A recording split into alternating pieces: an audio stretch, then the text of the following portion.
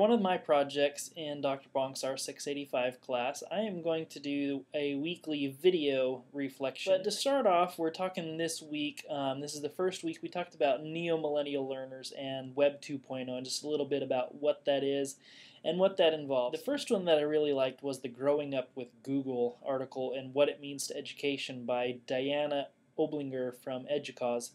I thought this article was pretty practical. I thought it gave some good examples about some of the technology that's being used, like Web 2.0 and some of the things like Second Life or Facebook, but it also did give some practical applications about how those can be used in education.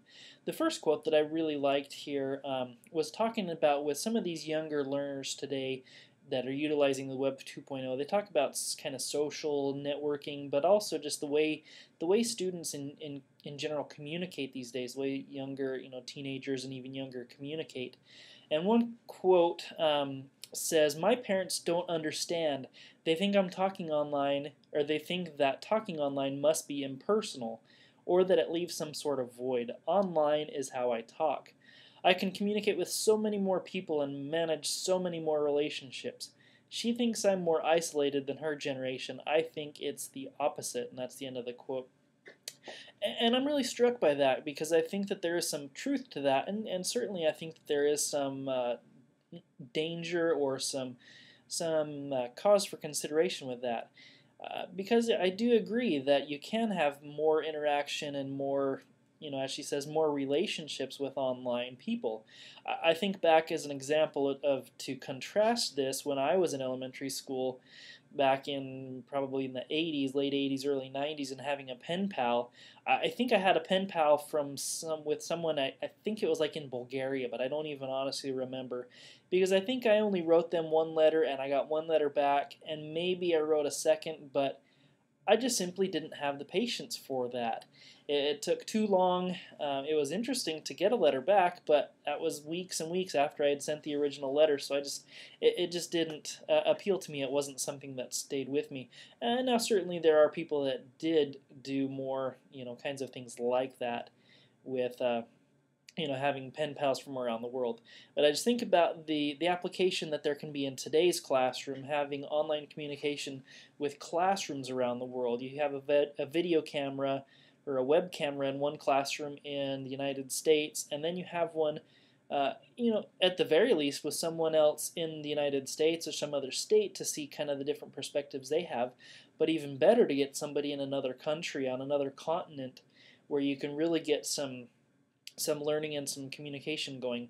Now I know that this is certainly still not the typical classroom, but the technology is closer and closer, and it's affordable now for people to start doing this, so I think we will see more and more of this. So I just was struck by that first comment about the adults thinking they're more isolated when the younger generation thinks it's the opposite.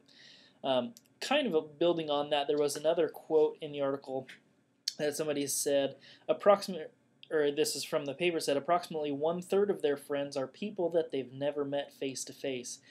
And again, I was just really struck by this.